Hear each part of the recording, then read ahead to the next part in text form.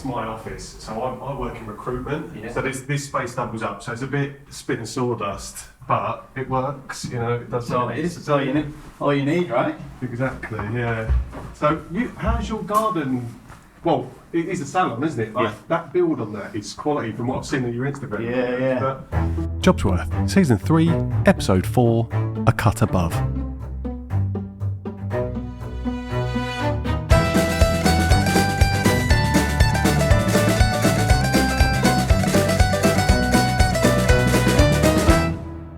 Welcome to Episode 4 of Jobsworth, Season 3. This week's guest is salon owner, creative director, hairdressing educator and ambassador for some of the world's biggest professional hair care and styling brands, Kai Wilson. Now, if you're tired after that, listen to the rest of this episode and you might need to lie down.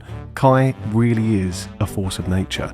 After a short-lived but nevertheless successful start to his career in a band, at the age of 18 he walked into a well-known salon in a small Lake District town where he grew up and asked for a job.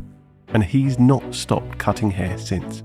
We discuss his rapid progress in a competitive industry, the changes he's seen over his 18-year career, the importance of saying yes when presented with opportunities, and why sacrificing your time, even without pay, can still pay off. Kai has done almost all there is to do in the world of hairdressing, but he is showing absolutely no signs of slowing down. That comes at a cost.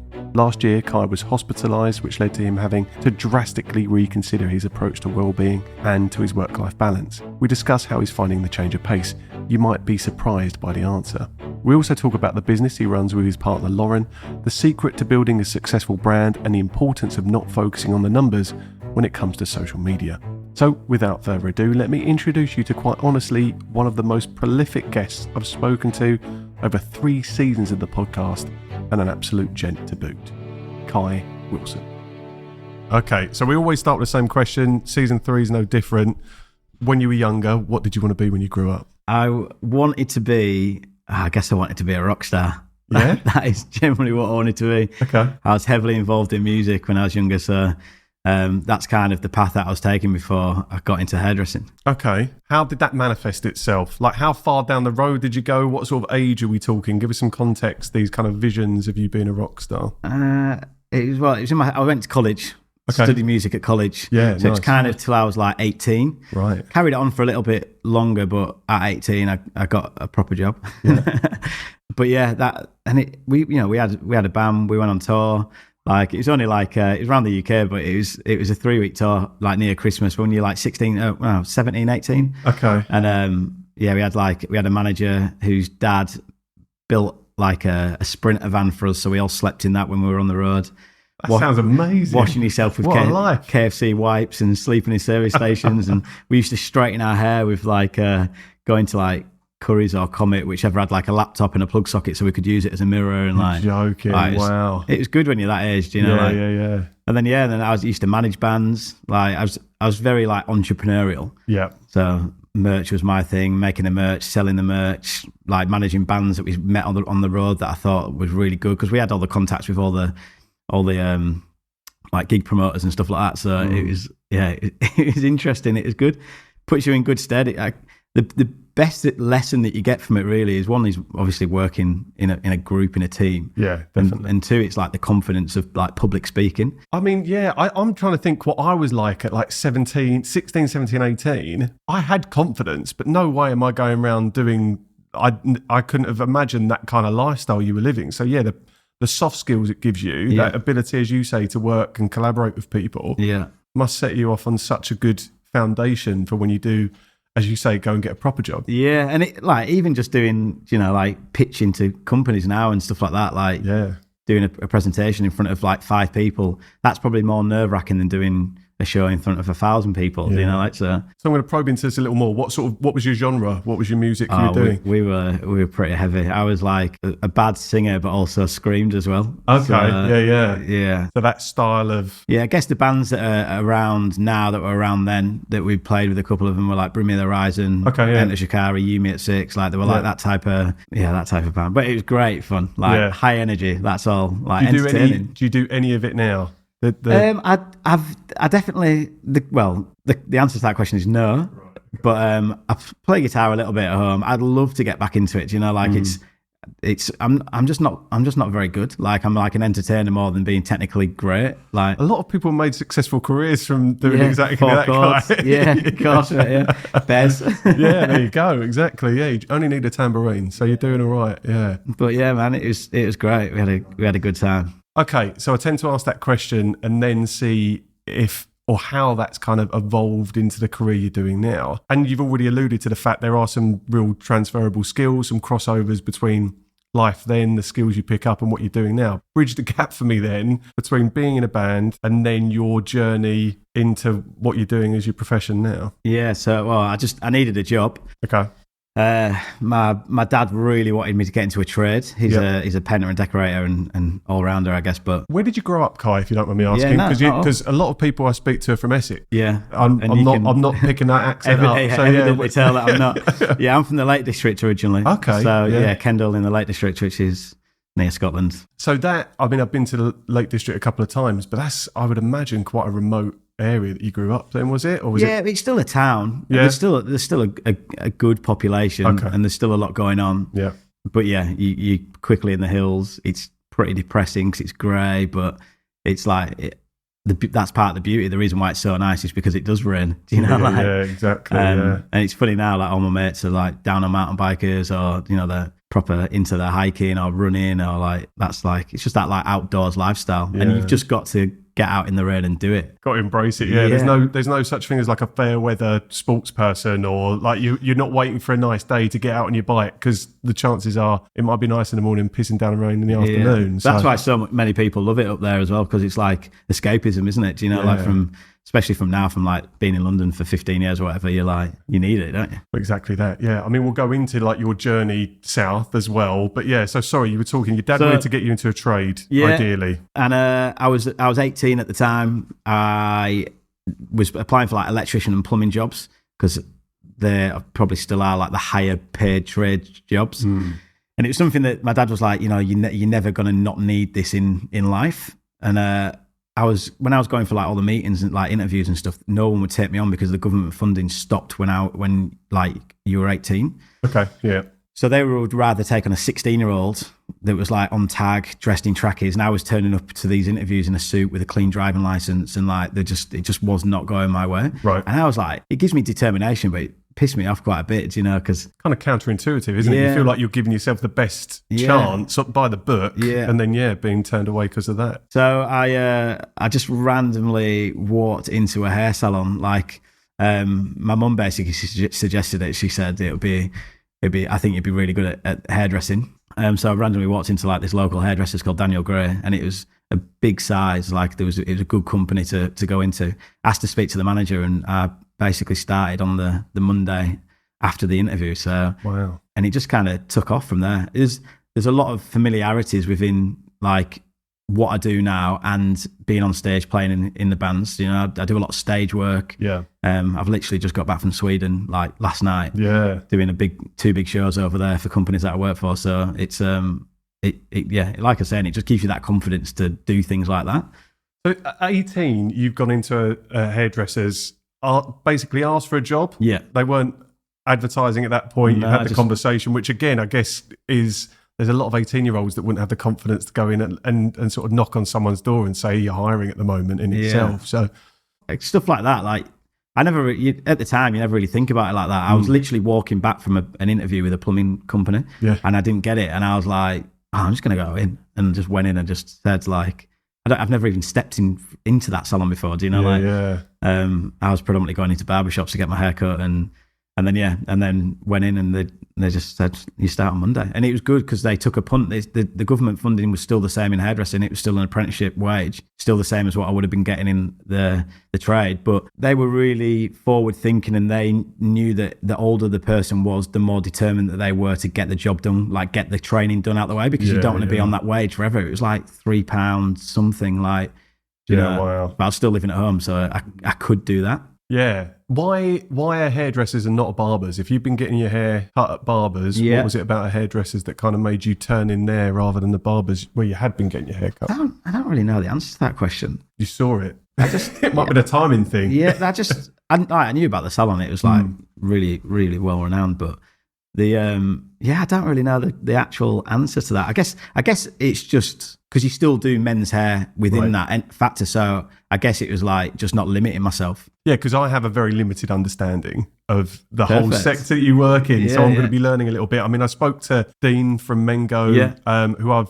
So he cuts my hair now. Does he really? Yeah. Okay, nice. Yeah. So I've known Dean, I said it in the episode, but I think I was 19 years old and just had a shitty haircut. Yeah. I remember ringing up Big Yin at the time, which was a barber's in Wales. I know them. It's changed name now.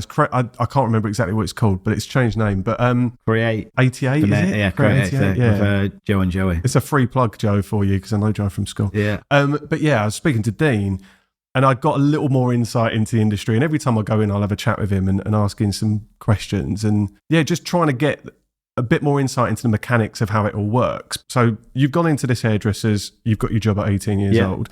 One thing I do want to ask, and I did ask this of Dean as well, as an 18-year-old guy getting a job in a hairdresser's, was there, I think it's naive to not suggest that there might have been a stigma around that. 100%. Yeah. So do you mind me asking a bit about that? What did your friendship group at that time think? Was everyone very supportive? Did you get a bit of a needling, as I know potentially some of my mates would have done at that age as well? I know initially when my mum told my dad that I was going to be a hairdresser, he was like, no way. Like, you know, like... Tradesman. Yeah. It's very different routes. And especially because I was going to that trade beforehand. So, I don't know, I'm kind of quite lucky with my mates. I don't know if it's because of how like what I give off. They just didn't really say anything. I just kind of got on with it. Or they did, but I just would have took it with a pinch of salt, you know. I wouldn't have, like, literally, I don't have any negative like qualms with anyone that I've met being a hairdresser. Like there is, and there's such an easy ending. Like basically when that question gets asked, I'm like, you work with 40 men on a building site. Yeah. I work with 40 women that are all hot as, man. Like,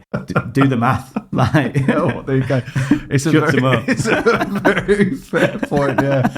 I think, I wanted to address it because I just wonder if you'd experienced any negativity around that when you're doing that. Because I think, again, my lived experience, I think you're right. You attract the right group of people around you. Hopefully, I mean, some people don't at 18. You're with the wrong group of people and then you grow out of that. But yeah, I'd like to think my group of mates at 18 wouldn't have given me a hard time too. And whether, it sounds like it wouldn't have impacted you anyway. No, they were loving it. Like they were getting cheap haircuts like while I was training. So, and then it was funny because like the girls used to come around for like hair ups and stuff before a night out. Like I'll do the hair and like that would be our pre-session. And the guys caught on that. So they would come and then pay me to put product in their head, you know, like, and it was like, just because like the girls are around and it was good. It's just such a social job, you know, like, and that was basically, that paid my beer money like when I went out. So, and it seems to come out like you exude it innately that you've got the people skills and you enjoy that interaction with people as well. Is that right? Because I guess you've been doing it for a long time. I don't know, do you mind me asking how old you are? No, I'm 35. Okay. So I started when I was 18. So. Yeah, so you've been doing it 17 coming up to 18 years. Yeah.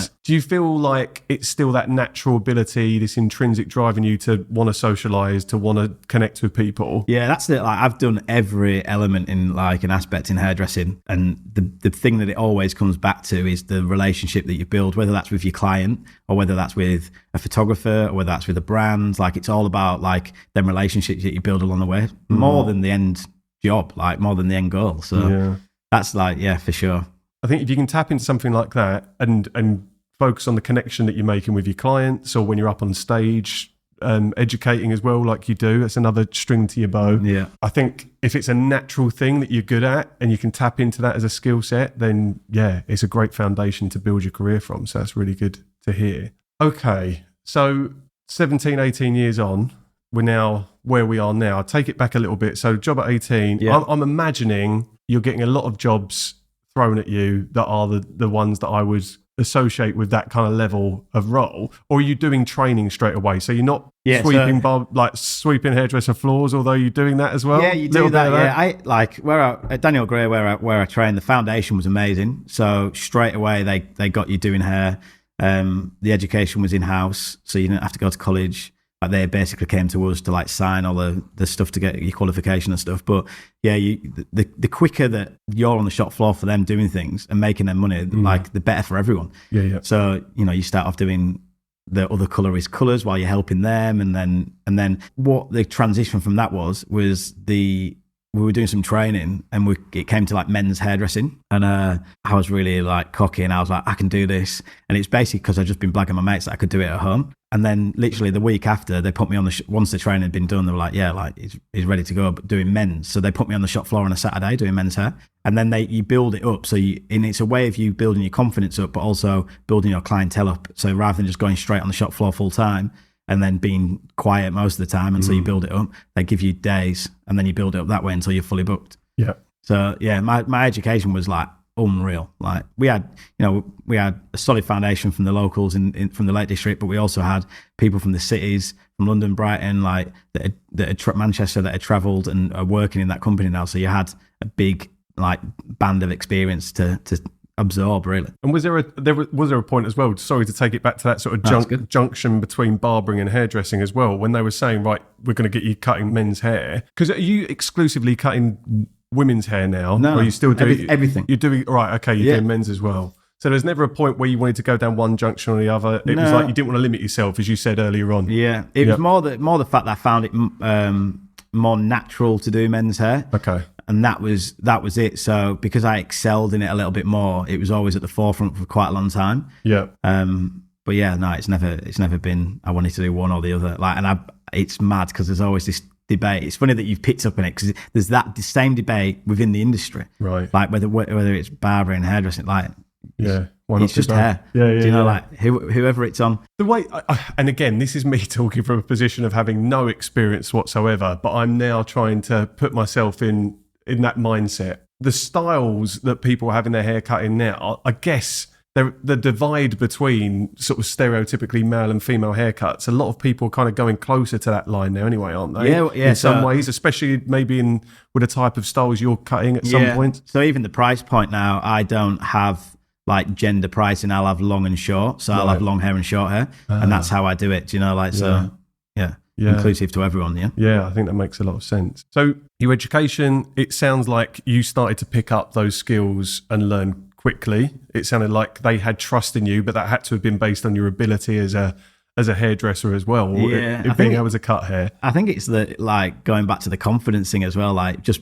backing yourself. Yeah. Like that's all it comes down to. I qualified within a year. Yeah. And I was on the shop floor, and I wasn't overly confident as in my head, and I would like tell my boss like stuff, but as long as you've got a strong support team around you, like especially colouring, hair colouring was a thing that like took me ages to get, like, and even now it's more down to muscle memory than knowing the science behind it. Okay, But I just know it works because I've done it. But there is again, my understanding through a lot of conversations with my other half, there's a lot of variables when it comes to colour. Yeah. So there is a science behind it, but like you say, if you do it enough times, the hope is that you just, there's a magic that you're creating as you go through it. And it's also like things go wrong all the time. And you just don't know, because you don't know what's on the hair prior or the condition, etc., like that. And then it's knowing how to fix it is the main thing. That's the biggest, again, takeaway from hairdressing is problem solving. Right. And that's all it is.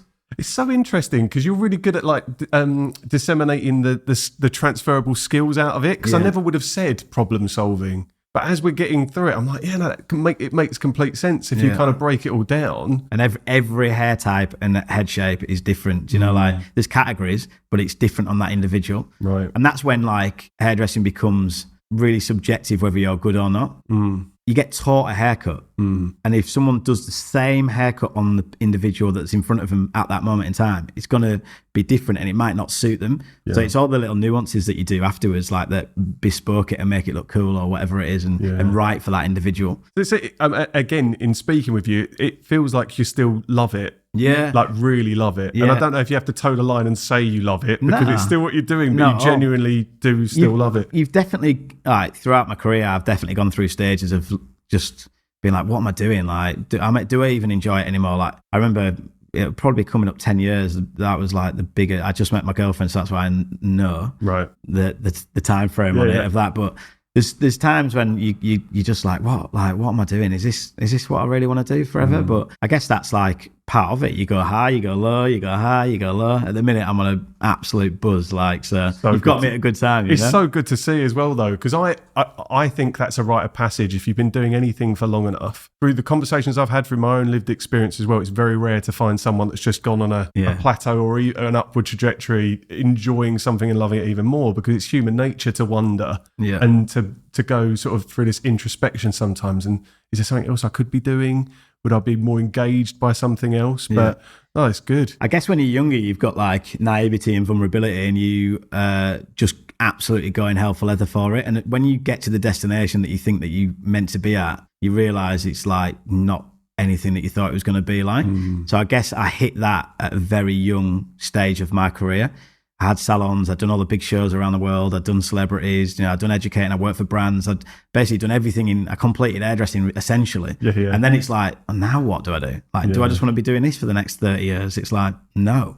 So it's then working out. I'm super lucky, like with the brands and stuff that I've built, that I can sort of pick and choose the route that I want to go down, and especially this last year, it's definitely changed for me, which is good at the minute. Yeah, like I said, it's really positive to hear, and you can see that you are passionate about it and you love it too. And I speak to a lot of people that are going through a period of finding themselves in what they're doing and really asking those quite serious questions, especially if you've been doing something for a long time.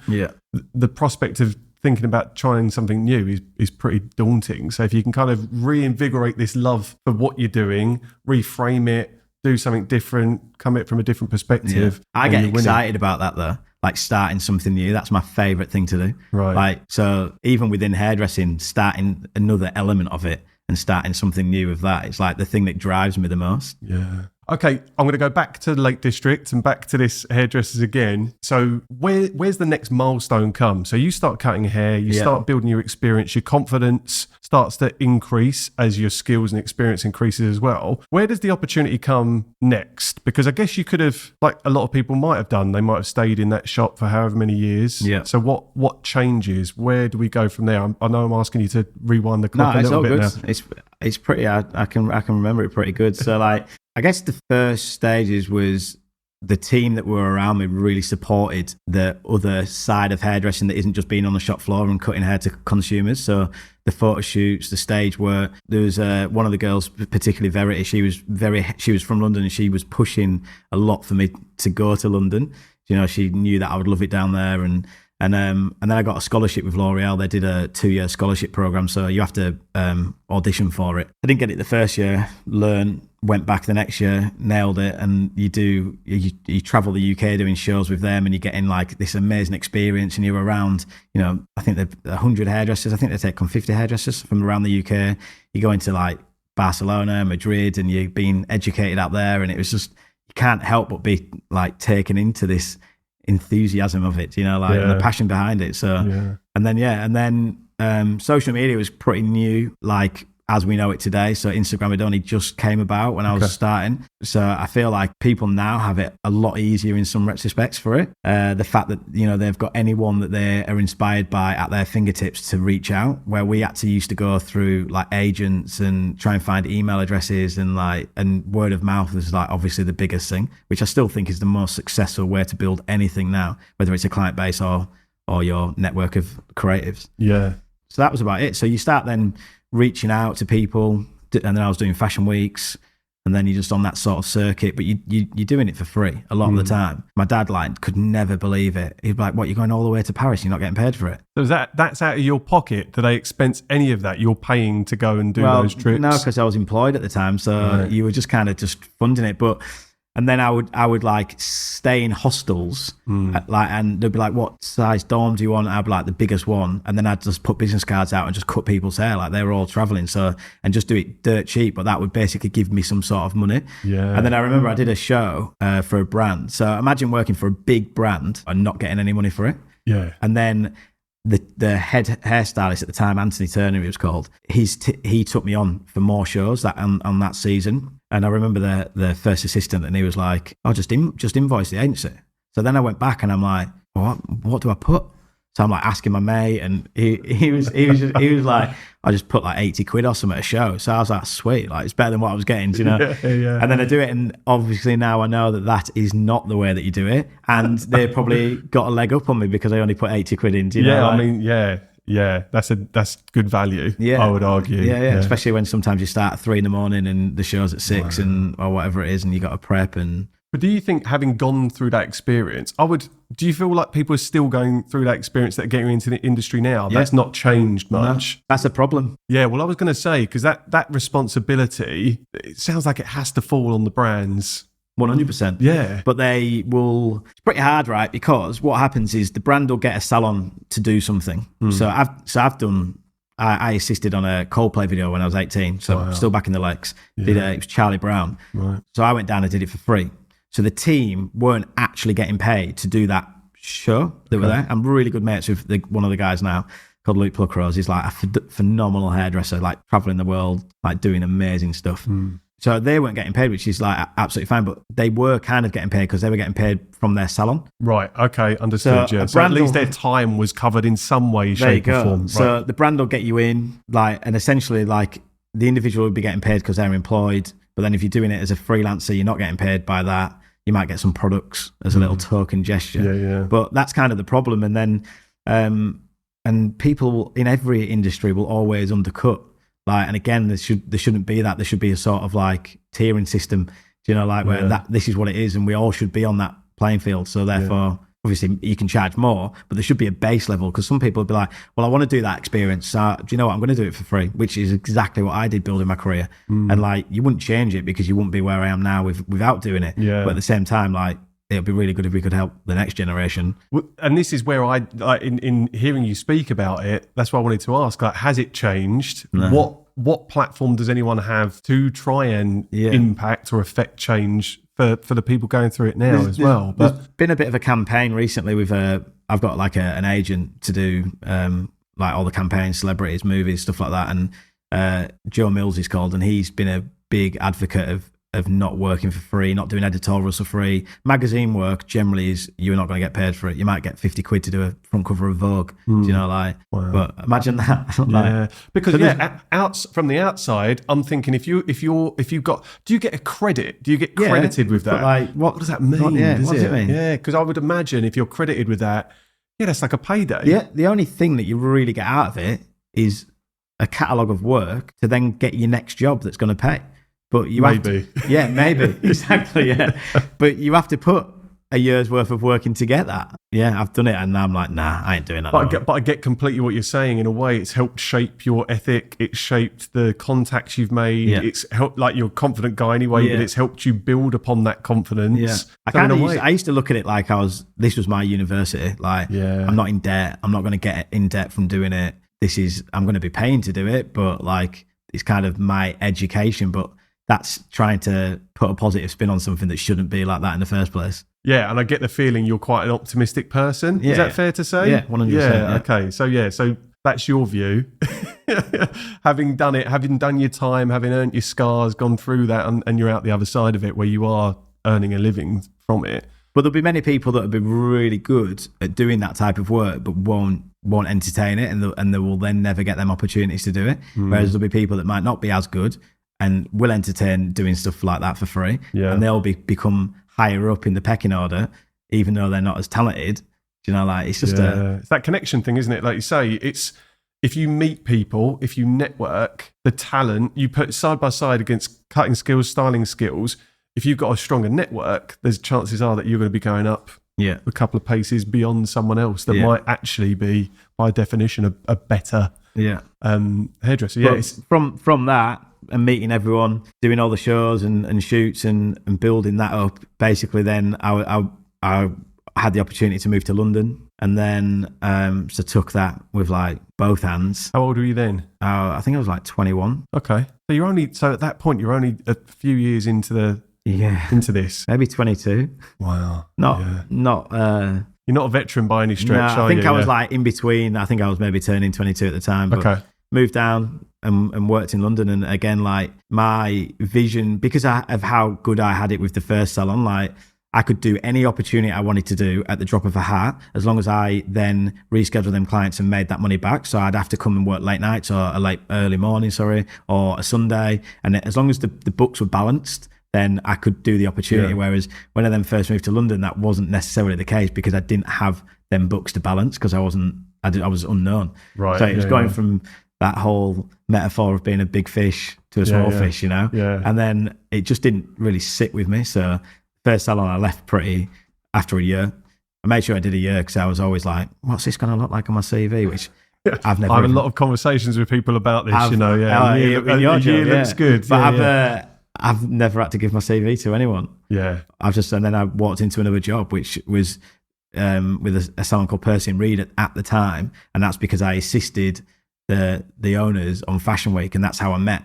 So again, power of the network again, isn't it? Walked in off the street, asked if Adam was there, and he was luckily in, because he only worked one day in the salon, and it was on a Thursday, and I remember it. I literally left and went in, and then he gave me a tour. Had a meeting the next week, and I started again. You ever thought about a career in recruitment? Because your confidence would go a long way, you know. You don't need to answer that question. I can have it on a side hustle if you want. Yeah, we'll have a chat. We'll have a chat. About that, It's amazing. I'm going to go. I want to just ask a question. Your dad that had this kind of vision, had an idea that you were going to go into a trade. Has now seen you a few years into your career, and then your mum and dad have had to see you then go to London. Yeah. What were their views on it? I just ask because we're both parents, and I'm just imagining my sons either making that decision. Yeah. It's for me, it's more leaving home and going to a big city somewhere else. But what were they like? I think they were ready for it. They probably wanted me to go just to get out of the house. Do you know what I mean? Have you got siblings at all? Yeah, and my older sister, I've got two sisters, so the middle one, I'm the youngest. Right.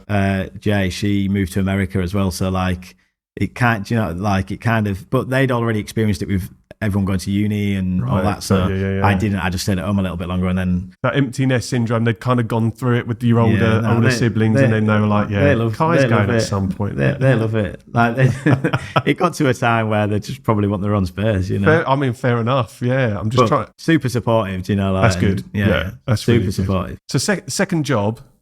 No CV. I mean, it's good to have one. Yeah, I have to give that advice on the podcast. Everyone should have a CV. Keep your CV updated, whatever you need to do. But then was it London in general that was the difference in terms of how these places were operating, or had you just got to a point where the kind of skills, the ideas, the creativity you had maybe weren't going to be able to be housed in that traditional kind of format? Do you think? No, not at all. No, I was. Again, going up the ladder in the Lake Districts very quickly, you know, opportunities were getting thrown my way. And I even the meeting that I had to tell my boss at the time that I was going to be leaving, we had that meeting in place because he was going to offer me something more. Oh, right. So you threw that curveball in at the but it was really mutual. You know, he was like, yeah, you totally are ready for it. But the reason why I went to London and nowhere else is purely because of a guy called Mark Woolley who I met on a competition, who was my mentor. So that's why I then went and worked for him. Do you know, so it just happened that London was where he has other salons around the country, but that was kind of where I wanted to be, where he was. Yeah. And have you been in the Southeast ever since? Yeah. Yeah. Okay. So what was your experience like in London? How long were you working there? Because we're speaking now in Essex, Leigh-on-Sea, Southend, and we both live down the same road. This is how incestuous the network is around here. But so you're a little outside now, but what was your experience like in London? And then, if you don't mind bridging the gap again, what kind of led you to come out here? Yeah, London's like, it's kind of funny, you know. I worked a hell of a lot, and everything that I did was geared around that. Even the socialising elements I was cutting someone's hair at some point of the evening, do you know, if I was going out. Yeah. London can be pretty lonely as well, especially when you've not got a massive network. So that's why colleagues are really important. And even though I knew a lot of people, there wasn't like a lot of people that you would ring up if you really needed help. Like it's like life. That's just life, isn't it? Yeah. But you think when you're surrounded by all this like madness that it's gonna be like that. Basically, what brought me to Essex was I met my girlfriend now. She's called Lauren. I met her in my last like job before I went freelance. I was self-employed with this company. They have kind of created the beast as such, because when I went in and asked for a job, there wasn't any. They said you can start, but you're on a 30% commission. That was it, which is extremely low. No base. You're just commission driven only. Wow. Yeah. Okay. And it was a 3-month cycle.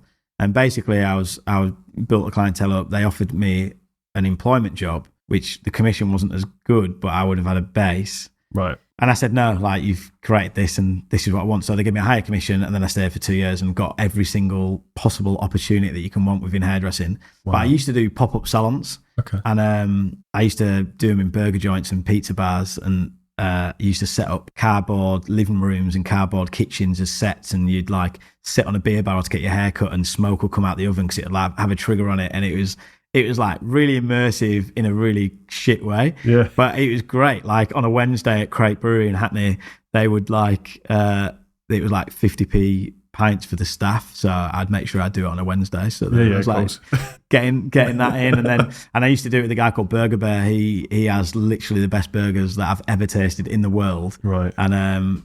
And he had a space that was basically had a little set of decks and a disco ball, and I used to it was permanently there. He just let me leave it there for one day a week. I used to go straight after work, finish with the other place. I had to go home in a cab, get all my cardboard stuff in another cab, and then go and unload it all with the chairs and everything, and then go and set up for a 6 o'clock start. And I'd have like some clients that wanted to book, and I was like, look, you just be there at 6 and I'll get you in.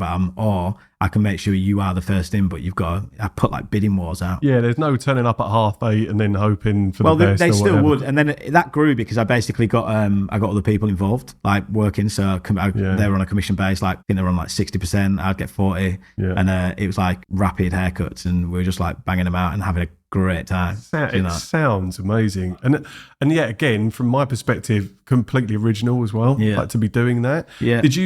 Were you inspired for that? Did you see anyone else around you doing bits like that? Or did you then see a trend where people were inspired maybe by I'm saying inspired and not plagiarizing, but you know. When I first moved to London, actually there was I think it was called Vibe Bar on Brick Lane. Okay. And I went and met, I don't even think I think I was moving to London, and I went and met a mate who I met with the L'Oreal ID Artist program that I got the scholarship with when I was in the Lake District. So and I'm like good. I was a groomsman at someone's wedding, so like going back to the network and the connections that you make with people is like awesome. And I remember they were cutting hair outside on a Sunday at the thing. So, but they just had like a mirror and and then the main person that I got inspired by since I've started was a guy called Johnny Cupcakes. Okay, and he's a massive like TED talker, like keynote speaker. Like he's sued pretty much every single like company in the world because they've ripped his designs off. Oh, okay. Like, and he makes t-shirts, but he'll have in his t-shirts in his shop. Sorry, he'll have a bakery, and like he's got this wall that when you order, the oven will open. Like it's full of ovens, and one oven will open, and your t-shirt will come out with a hand, and like. It's like smoke and like, it's just like... It's an experience. Yeah, immersive. Yeah. And there's loads to talk about him. Like I could do a whole episode. Honestly, that sounds amazing. This is great. And on the back of this, I'm going to be writing all these names down that you're mentioning. Because, I think it's so good to kind of expose yourself to all these bits of inspiration that you can take on and do bits from too. But just like going back to like the pop-ups and stuff, after 2 years of working for this company, it kind of... I don't know what it was. I remember that I was doing a client and I just had this feeling, and I literally went down and spoke to my boss, and I left without a job. Like it was just super impulsive, but it was like, but if I said to him that I'd rather be doing this than the experiences that you're giving me. Right. And I wanted to voice that because I didn't want it to get to a place where either one of us resented each other, because I had a lot of respect. I have a lot of respect for them, and that was it. And then I just left. And then I remember like the next day I was cutting hair in Vicky Park, beers. Like my clients would just turn up, and I was just like drinking loads and like cutting hair and making money out of it. And then got a couple of warehouses, met my girlfriend at the time at Percy and Reed. She was working on reception for a little bit, and then she's an Essex girl, so slowly but surely we've moved further out, bang, started like she's from like Raynham, like Elm Park, and then we went to Gidea Park, like Upminster. I know it well, we got family around there. Brentwood, and then we wanted to buy a house, and like Westcliff was the postcode really that we could afford. Yeah. And the further out from London you get, ironically, it becomes a little more affordable from there.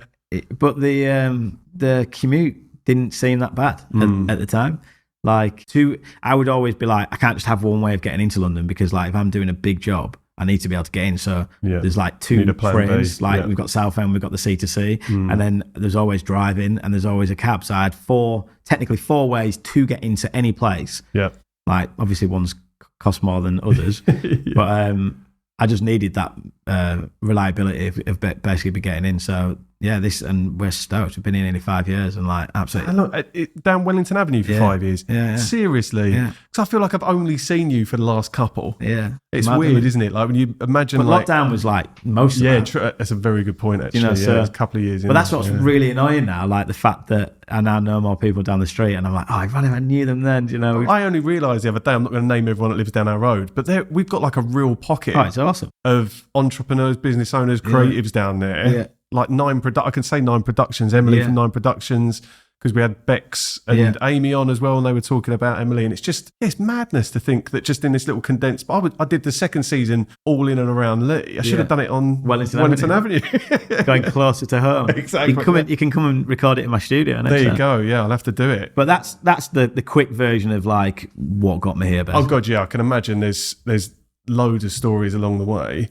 I mean, I have to ask just because I think a common interest, anyone listening, you mentioned you've worked with celebrities as well. The opportunities that you were getting given, where do you rate those opportunities? So the opportunity to do a celebrity's hair in whatever capacity, again, I'm new to this, Kai, so you're going to have to tell me maybe some of the individual experiences you had. But where does that rate in terms of like, if you're saying you're completing hairdressing, is working with celebrities, is that part of it, do you think? Yeah, I'd say so. Yeah? Yeah, I'd say it's an element that most people would want to be doing. There's an aspiration to try and do that, Yeah, 100%. Can you name drop any? Yeah, like, I'm just not about that. No? I'm still going to ask you to do it though, that's the thing. There doesn't have to be any ego attached to it. I know, the thing is like, it's more about the job, like what's the job? Is it going to become a long-term thing? Like, are you just doing it for that one opportunity? Because like at the start, again, it's like, you're doing it for experience, so do I want to do it for that? Now, mainly for me, I'm like, how much am I going to get paid to do that? Like, is it worth my time of being away from my family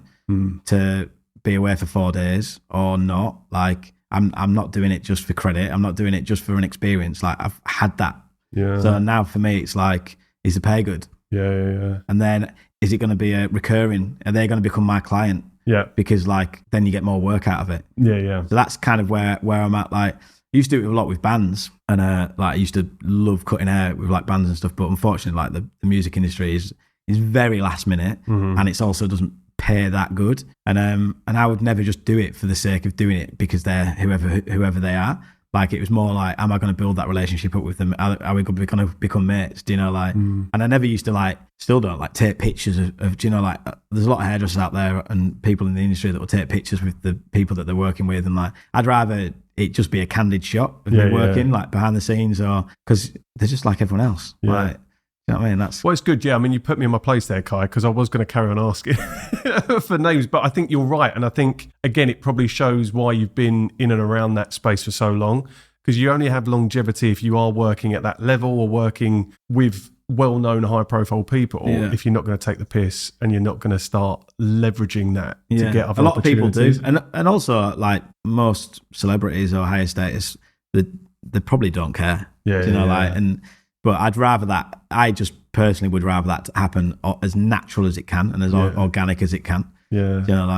Like the last campaign I did was for Diet Coke. So the new face of Diet Coke, who you'll see very shortly. Right. Okay. It's got announced yesterday. Yeah. Like, we did the campaign for that in London. Wow. That was like, I don't know, 6 weeks ago or something. Yeah. But that all that type of work now comes through my agent. So John Mills' agency. So they get the work, they book me, trust me. And is that a new way, do you think, of people engaging with opportunities now as well, going to an agent? No, it's not. It's definitely not. No, it's been around forever. So, again, like being represented is something that most hairdressers in that realm will want to do. You have to put.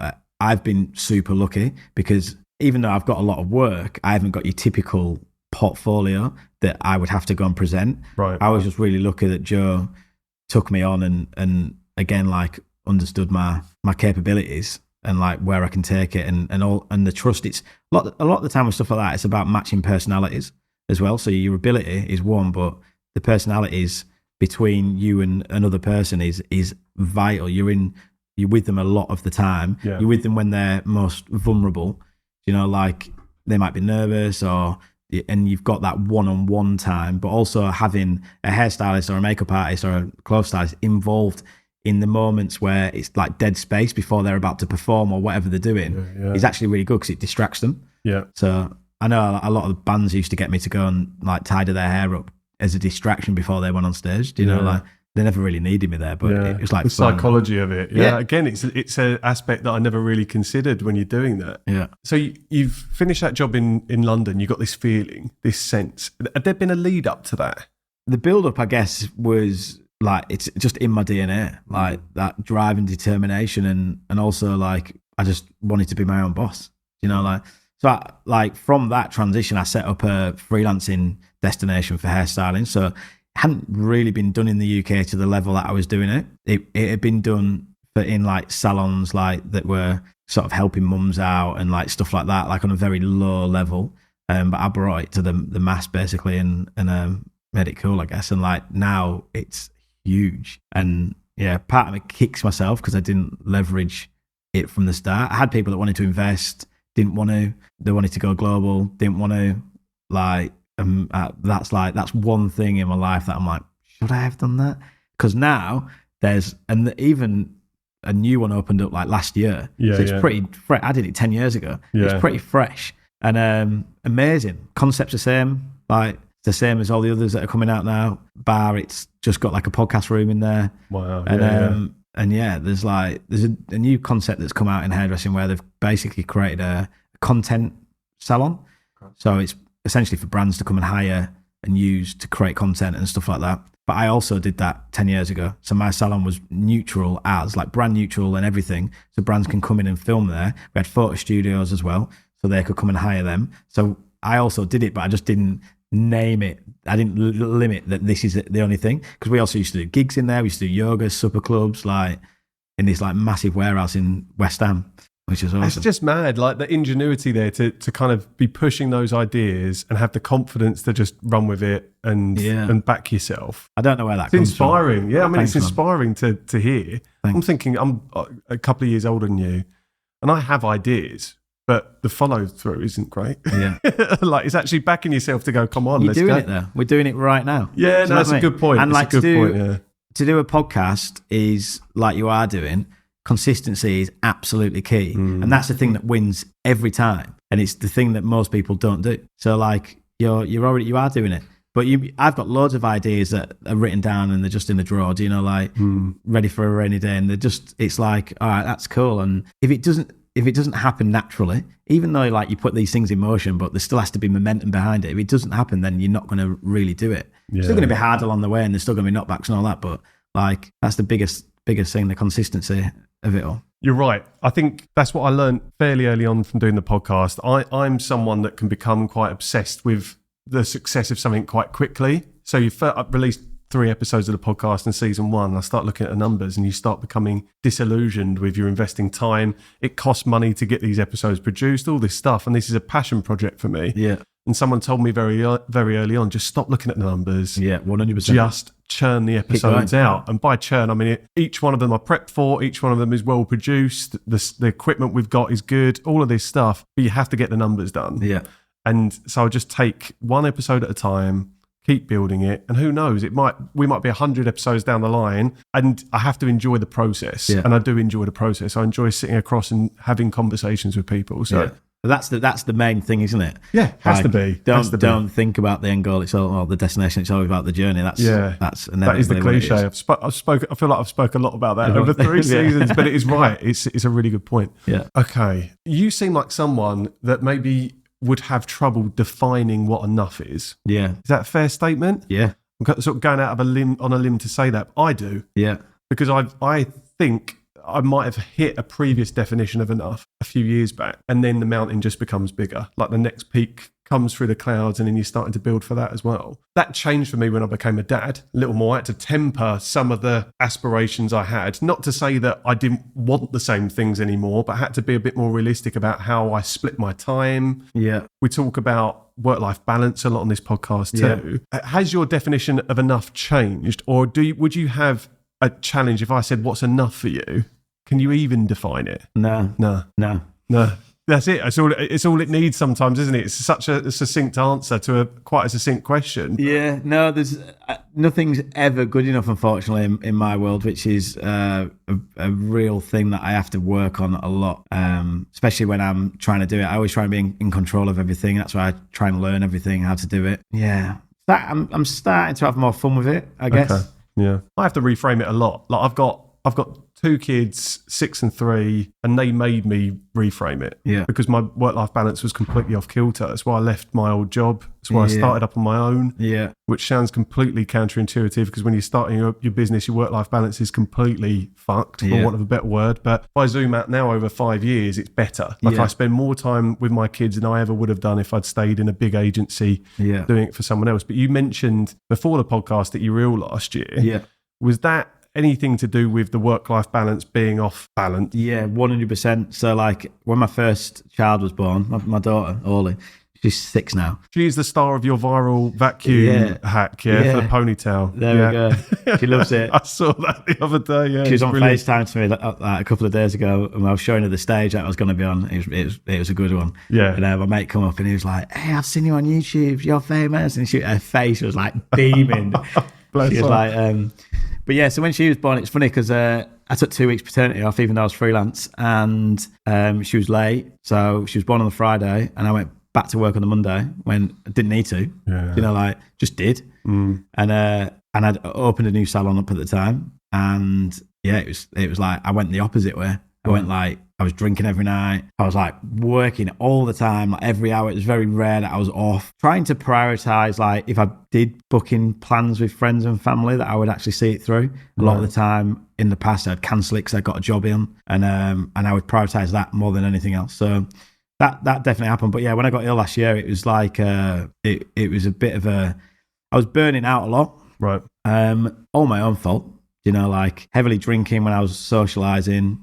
Didn't drink at home, but it was like pure typical Brit binge drinking. Binge drinking, yeah. But and them scenarios become a lot more regularly because I was doing a lot more sociable things, and I was working away a lot, so you're drinking a lot, and like even when you're on your own, like when you're away, you'd go out, then you'd meet people, and then I'd try and get up and go to the gym, which I'd do, and you'd think that would be like productive, but it wasn't. It was counterproductive. And then I'd come home and I'd burn out. My missus was getting sick of it. It was happening like 3-4 times a year. And it happened a big time. And funny enough, I'd already stopped drinking at this point. So I'd stopped drinking alcohol on the 1st of May, which is my birthday. And this happened on like the 5th of June, I think it was. Right. And I might have just made that up. It might have been at the end of June. But I was hospitalized through a week of burnout, and then I got rushed into hospital and they did ECGs and thought I was having a heart attack. Wow. Which I've always unfortunately thought that's what was going to happen to me.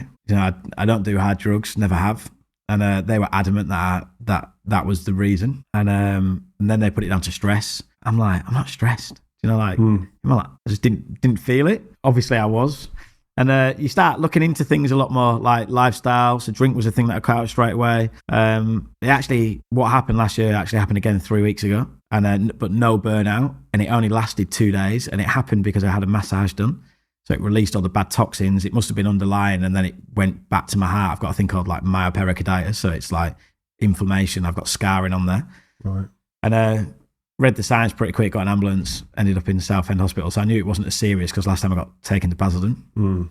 But in this last year, I've totally reevaluated a lot of things and tried to work on a lot of things. So like diet is in all honesty, like everything that I've come out of this. So I got told that it was stress that put me in there. I then went and saw Laura Hart at the Highcliffe Clinic. She'd done a colonic on me. Yeah, she's coming on actually. Is she? Amazing. There we are. There's your plug, Laura. Interesting conversation. She's weird that like your friend's doing it as well. Do you know what I mean? Like, but great. Whatever. She done it, and she saw some signs that my gut was like not good. So then I went to the Annandale Clinic, and Gail at the Annandale Clinic does these, like, I think it's called Vega readings. So it's a bit hippy dippy, but they put a current around your body and some food on a scale and measure you out of 100. I've heard about this, yeah. And do you know what? I come out, so I was veggie-ish before that, because I was going to the gym a lot with Andy Yates from Cult, and Ed was my PT from Rome. It's just name dropping everyone from season 2 as well. Intertwining everything in. You tying it all together, Guy. I appreciate it. So I used to eat meat with like Andy, like as a little sneak, but it's because my body was craving it. So I was like, I just have it like now and again, and I hate labels on anything. So like I'm like, I'll just do what I want. That's kind of that's me. Yeah. I'm happy when I'm doing unique, original. It's not being unique, it's just being a bit of a twat. I'm joking. But yeah, and then so I started eating meat again, heavy. Like going straight into like chicken every day, 3 meals a day. Right. Like couldn't eat red meat. So I was on about 12 ingredients I could eat, which is really hard when you're working away. I remember one time I didn't eat anything all day because no one would cater for it. In the airports, they wouldn't just give me a chicken breast and a sweet potato, which is generally what I could eat. They would. So then I'd be like, well, I'll have the chicken and bacon salad, but literally getting 2 bits of chicken and that's all I'd eat. So it was like, it's quite hard, but I did it for 3 months, felt amazing. Then I didn't do it for 9 months, and still conscious more so of what I'm eating. But I think this time round, sleep has been the thing that put me back in hospital. Lack of sleep. And when I don't sleep and I feel shit, I'll do more of the things that you think would help you, like intense exercise, which doesn't in the long run. You need that energy, don't you, which you recoup from sleeping.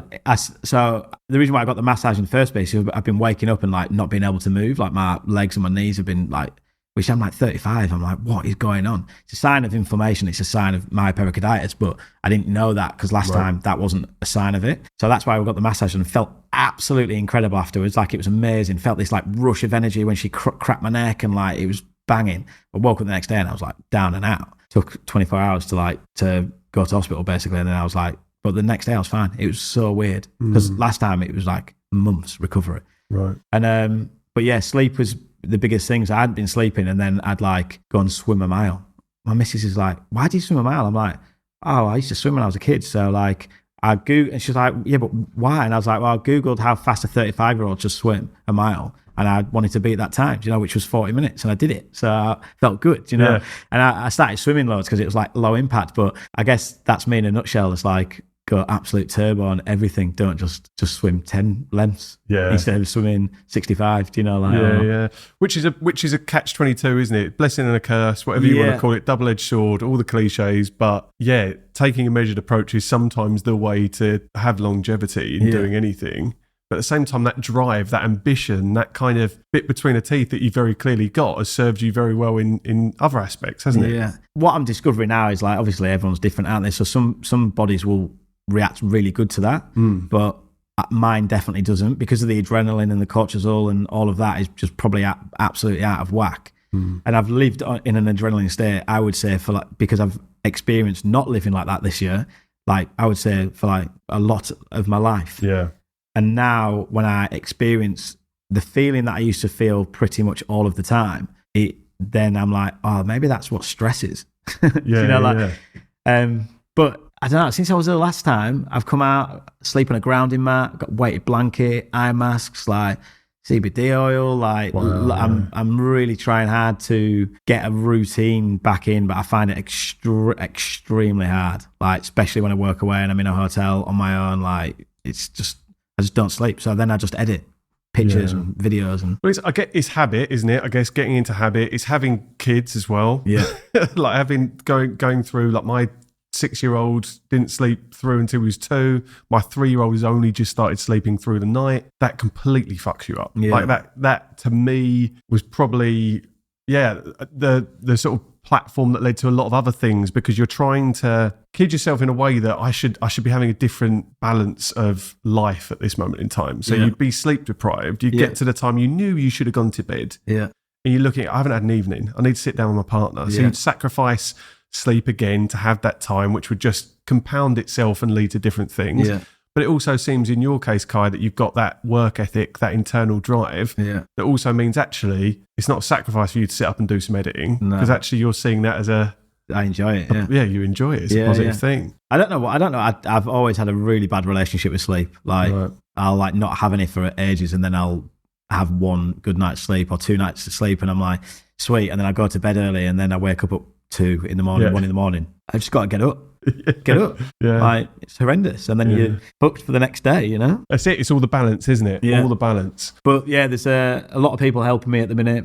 People that I don't really know online that have reached out there doing some doing some mad stuff. I've been doing like sound healing over the telephone and like breath work, and even when I went to see Ed when I hadn't been back to the gym for ages, and I was like, right, I want to start coming back, and he was like, yeah, but you're not going to be coming back. Like, I'll do you a plan, but them 4 days that you were doing in the gym, 3 of them might be doing breath work or going for a walk or having an ice bath. Like, it needs to be different for you, because I've seen it over the last 2 years. It doesn't work. Yeah, it's a definition of insanity, isn't it? If you're doing the same thing and expecting different results. Yeah. And again, Ed, you're getting a plug on this episode of the podcast too, but Ed's view of that kind of holistic wellness, which I don't even know if he'd like that word, but I think that's why I work with Ed. It's not just what you do in the gym. He is taking time to look at the external stuff too. Yeah.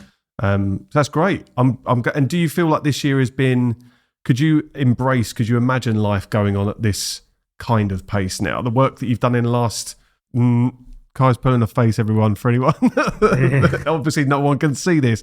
What has your experience been? Do you think you can keep going with it? I have slowed down. I reckon everyone around me will say I haven't. Right. This next 2 months is going to be a test, because it is probably the busiest I've ever been.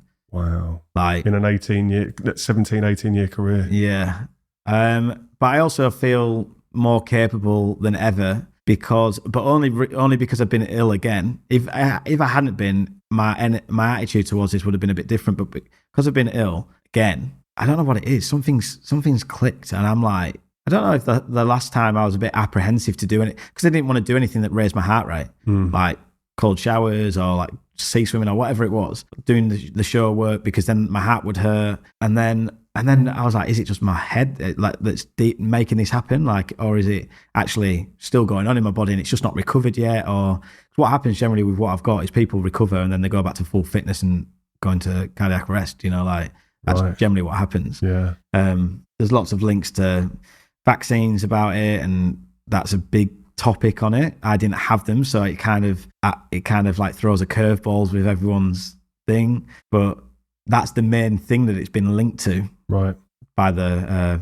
like Western medicine. Yeah. But yeah, I don't know if I've slowed down.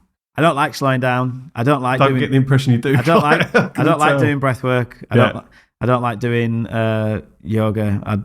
I've got mates that help me do it, and I do it because I know it's right. I don't do it because like I love it. Yeah. You know, I guess that's. At least you're being honest about it, because there's a lot of people that buy into it and then start to almost trick themselves, and that can help. Yeah. Trick yourself that you like it, but if you can do it even though you don't like it, but you can realise there's a benefit to it. Yeah. Then that's good. It will turn into a habit. I mean, it's good to. Again, it's nice to hear if you've gone through that experience. Anything that impacts your health, like the way you were working, plus that health condition as well. Yeah. Something needed to change. 100%, yeah. It still does. I'm still fine tuning it. I'm back on a mad diet. Like this girl reached out to me on Instagram. She'd done some sound healing in the salon in London years ago. She basically started asking me some questions, and she had an immune, like autoimmune system disease, and the kind of Western medicine kind of give up on her. She fixed it through holistic stuff. Wow. Like shadowing a doctor, and who was both. It wasn't just like a naturopath, like it was naturopath. It was like she was mixing the both together, so Western and that, and finding the root cause, which I guess is kind of what I want to find. I've still not found it yet. I don't know. I'm making stuff up. I'm just not making it up. I know what you mean. Putting the pieces of the puzzle together. But yeah, I'm like, I'll get there. You're doing the work. I'm doing the work. Yeah, I feel like the weekend that I've just had, basically flew into Gothenburg, a 13-hour shift prepping the models. Then you're doing the stage work. Then there was a gala that we went to that night. Then I got up really early and flew to Stockholm, did prep for the models again, then the show the next day. And and you're going out every night till like 2-3 in the morning. And then you travel back. Got back last night, straight into a meeting this morning from like, I've got a company I work for called Evo, and I'm like brand ambassador for them, and they so I had a meeting for them because I've got a show coming up on the weekend for them. So it's like, and then straight into this. It's well, thank you for making the time as well, because your schedule's mad. I booked that day. My missus was like, why do you do this? Like, why? I'm like, yeah, but it's local. It'll be good, and it's fun. Like, we're just chatting. This is kind of my therapy. You're asking me stuff about my life that a therapist generally would be asking. So that's kind of my therapy. You know? I've said that to a few people over the last few sessions, and it does seem to be cathartic in some way, where you get to share an experience, because it's not many times in life where you can, unless you're paying for a therapist. I've done that a lot. So to sit down and be able to talk about, and also listen back to this, hopefully in however many weeks, and celebrate the kind of journey you've been on, I think is a really positive thing. Whatever podcast you go on to. I've seen you've done another couple as well. I watched one recently that you did, and I know we've covered some similar ground too, but I think it's all different though. This is really interesting because you know nothing about like my industry, whereas I normally do it with the industry as the topic. Do you know, so like this is like a more of a generalized. Well, this is it. The whole point of the podcast is to hopefully have conversations with people that are doing something different from your 9 to 5, your typical 9 to 5. And it's not to cast judgment on people that are working that way, but it's to inspire people that maybe don't want to work that way anymore to have the confidence that they can do it. Because, and everyone that I've spoken to, without question, has been a really good case study for why you should at least give it a go. And it's not as easy as that, and that's quite a bit of advice. Just do it. But hopefully we need to end this on a high then, because mine at the minute is looking pretty shit. They're like, he got hospitalized. Like, we don't want to do that. Well, look, to be fair, we're gonna carry on. We've got a couple more questions, and then we've got the closing tradition as well. But I think it's real. It's a real example. I've suffered from burnout. I wasn't hospitalized by it, but I thought I'd suffered from burnout earlier on in my career. And when I actually suffered from it, it was debilitating. Puts you in bed for like 2 weeks. It is. It's a physical reaction to what is essentially a mental problem. Like, I could not move for a week, and it was one of the scariest times of my life. And so actually talking about it, and then sharing how you're then doing the work to overcome it, and try to ensure it doesn't happen again. Because this is when you're a driven person, that is a catch-22. The drive is great. It's what gets you out of bed in the morning. It's what urges you and drives you to succeed. That comes at a cost. So you need to have those boundaries, and it sounds like you're doing it. Putting systems in place as well, you know, like I've done that big stint, and then now I'm off for 4 days before I go off again. And then like, it's like that for the next 2 months. But it's like everywhere. I'm in like America, Canada, Paris, Oslo. Wow. Like, just in Sweden. I was in Dublin, Ireland. Like, it's a lot to do you know? So you have to put the systems in place, so when you do have your rest time, you can. But then obviously, you know, you've got life. Got kids. My missus, like, you've got to sort of like support all of that. But really, you kind of like today, like yesterday when I got back, for instance, all I wanted to do was like unpack and then like just sit in my bed with no one around me, because the energy that you are giving to, like, the show was like 250 people. One of them, it's like quite a small intimate show, but you've got to entertain, and then you're going out and you're like all day you're with models and you're trying to like be happy, and like, so I'm like, I need some recharge. But then I just basically sit and edit, because it's a distraction, and really that's when I should meditate. Right. But I'm like, no, I need to get this edit done, because if I don't, like, I'm a backlog, and I'm like. I've got 2 questions, and I feel like we should mention, Lauren, because you mentioned the salon that you've got, which we talked about before recording. We talked about the purpose-built studio you've got in your back garden. Essentially, that was built for Lauren. So it's a studio on the bottom of our garden. It was built. She's a hairdresser as well. Trying to juggle her career and kids at the same, and me at the same time.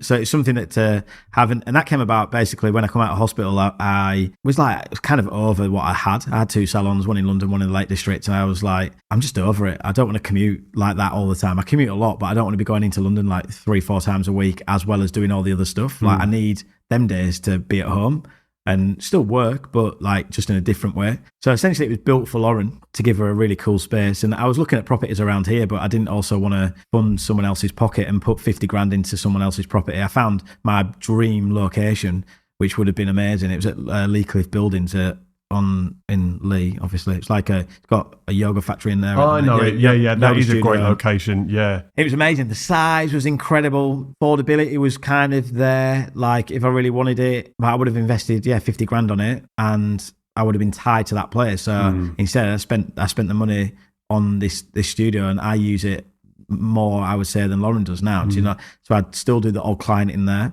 Again, like, it's a really good way of networking with local businesses. I like to be around the people I like, like the high energy, because it drives you to be better. And also if you need anything in the future, like you can call on different people, and everyone, I don't know, that seems to have their own business just has that sort of, they have their network, and it's just like a pyramid scheme, isn't it? That just goes, and you're like, but talked a lot about collaboration and community, especially around this neck of the woods that we're all based in, and it is amazing. Like I wouldn't have this podcast without the people that sacrifice their time and feel happy talking, and then suggesting that their friends come on it as well. So I think it's great. And that was part of the focus on season 2, was talking about why here specifically tends to foster that. And it's only because I live around here that I'm sort of putting that magnifying glass on it. And I'm sure it exists in different places. But I definitely think when you're working for yourself, there is this feeling that you know how hard it is. So to give someone else an introduction or a foot up or whatever 100%. That is. Yeah, it's awesome. And like, it's so good to be local, and like you're saying, like building the community that from within, like especially now, we definitely need it, like from that. So we built the studio. It's an amazing little space, and we both work in there sometimes, or I'll do a lot of filming for brands in there. I film a lot of content for brands, and which is a weird job. Like, I'm like, how is that a job? How do you find that? Because your videos and the confidence level you have when you're delivering them, from what it seems outside looking in, it's fantastic. Your delivery is great. How do you find it? Are you someone, because I saw some of the content you were sharing while you were away as well, doing that? So I think you referenced one of them where you said you nearly left your phone outside the lift as the doors are closing. Thinking about stuff like that, do you find it hard to switch off from how can I turn this into a bit of content? I had this conversation with Amy and Bex too. And then if you don't, you're like sort of like, I should have got missed opportunity. I should have got that. And then, like, I kind of did it this weekend, if I'm honest. Like, the first show that we did, I was really on it with filming. We were meant to have a videographer come out, and they let us down, like, last minute, like 10 minutes before we were going on stage. He didn't turn up. Right. So then you're, like, scrambling for everyone else's content. But I made sure I got it all before I left. And then I put it together when I was traveling back, and I took all the pictures, and, we can make something fun from it. And it's just a really good way of us promoting the next one. But realistically, we needed better quality version than what we were just doing. I had all my cameras, but it's easier just to get people to do it on the phone for what that video was about.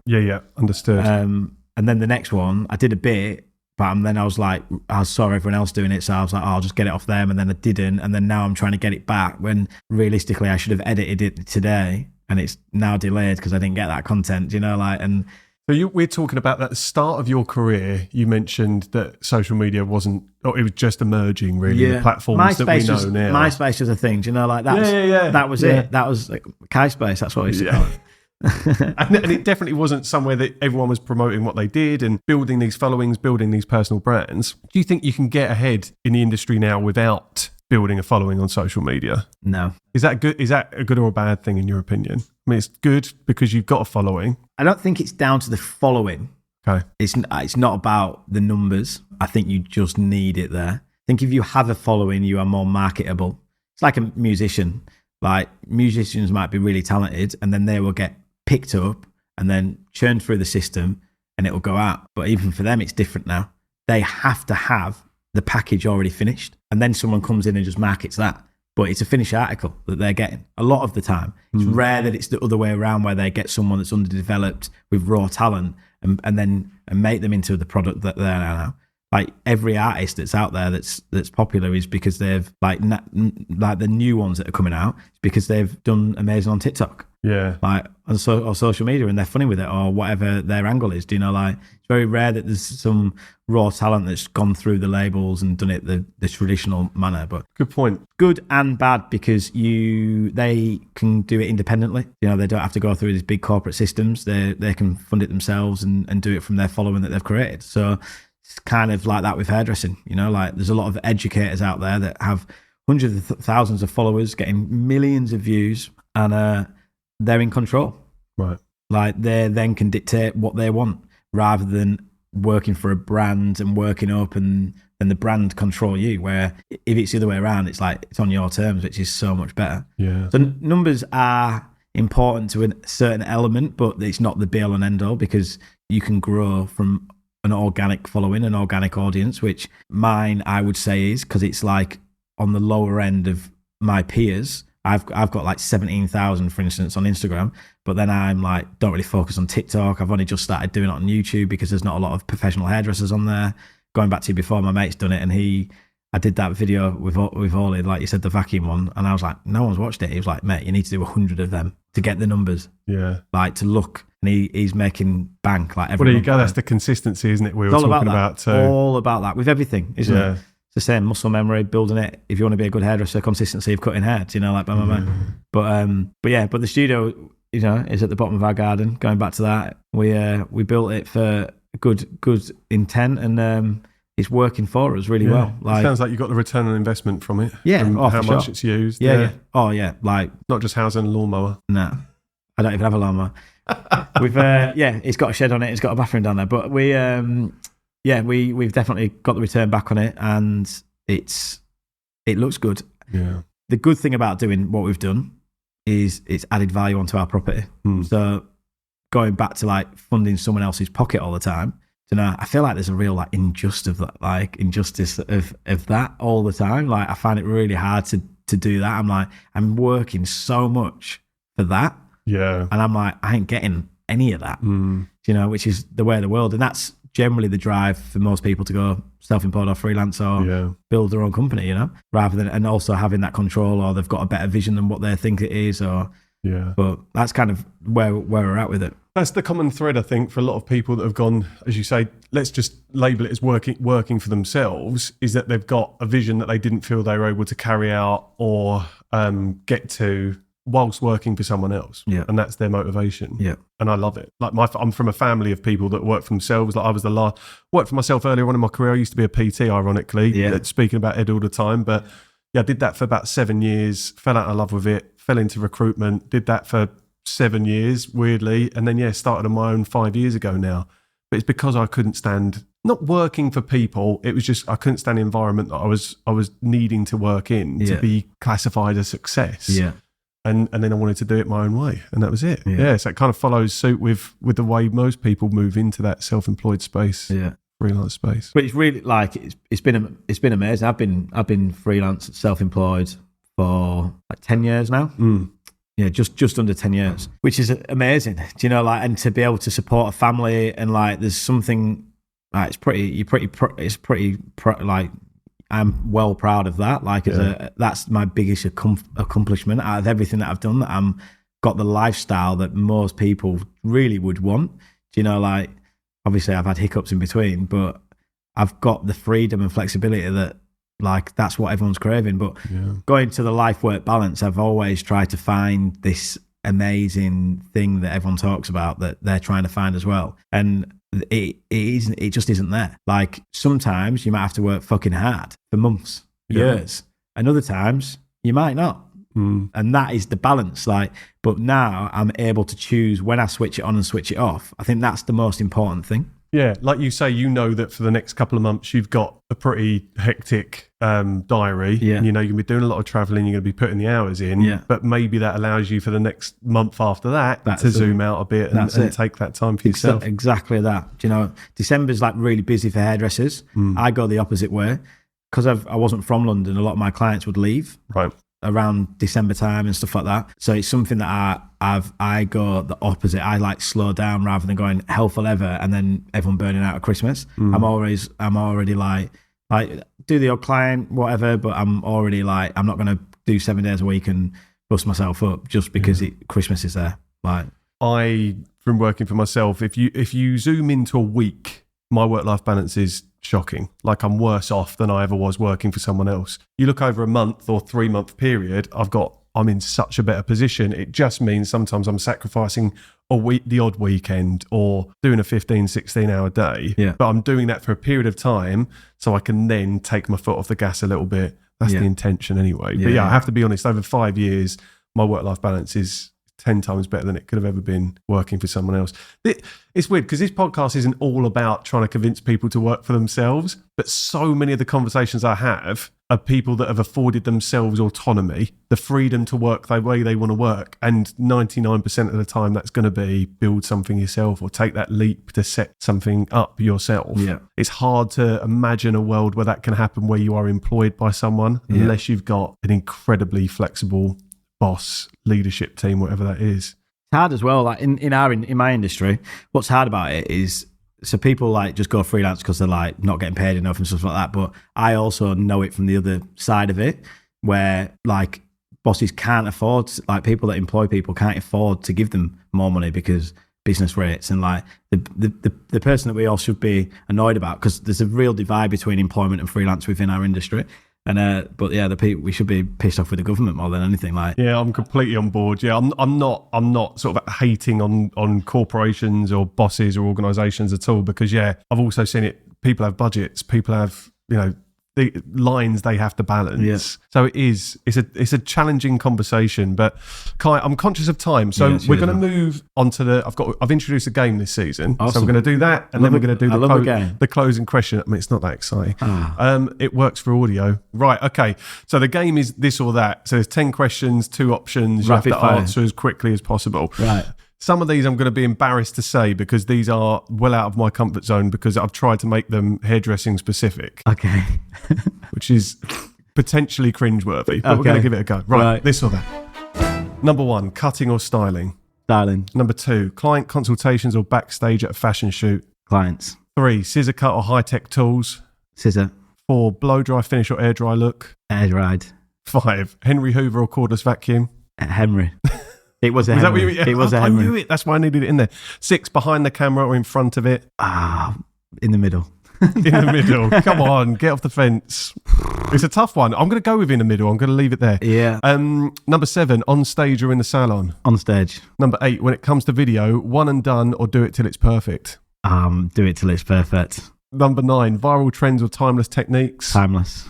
Number 10, embrace the grey or grey away? Embrace. Thank you for saying that, because I am very grey. Appreciate it. Kai, we've got one closing tradition on the podcast, and if you've listened to any of them before, so the closing question is always from my mum. Yeah, perfect. So we're keeping it for season 3. I've talked about what's your mum called? Lisa. Lisa. Right, this one's for you, Lisa. Right, so I'm going to play it down the phone to you, because she actually leaves me a voice note. I never listen to them, so I can only apologise. We'll see what she says. Hello, Kai. There's so many questions I could ask you, but what is the number one best thing that anyone can eat or vitamins they can take for the condition of their hair?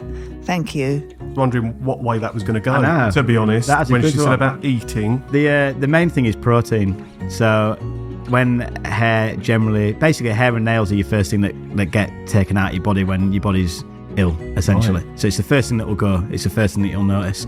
There's a lot of other stuff that do that. A lot of people try and attack it with, like, topically. And for me, it's all about resetting your gut and finding that out. So there's not one size fits all with that question. I would 100% get yourself to the Annandale Clinic with Gail. Okay. Nice plug again. Yeah, like it proper changed my life, that did. So I would go there and find out what's right for that individual, and sort of it's all about rebalancing your gut, making sure that that's good to do it. But protein is the biggest thing. And if you're going to go topically, it'll be like rosemary is like the best natural pathway to like hair growth. Brilliant. Hi, thank you very much for filming that. Lisa. There you go, Mum. Yeah. Hope you enjoyed the answer to that one. Kai, it's been an absolute pleasure. Nice Thank one, you. We've run over slightly as well. But I hope to see more of you as well, because we do live down the same road. It seems silly that I might have seen you twice. That's great. It's great, isn't it? So, yeah, really let's go and get a coffee at Cult, and then we 100%. Yeah, thank you so much. Nice Cheers, one. man. Dude.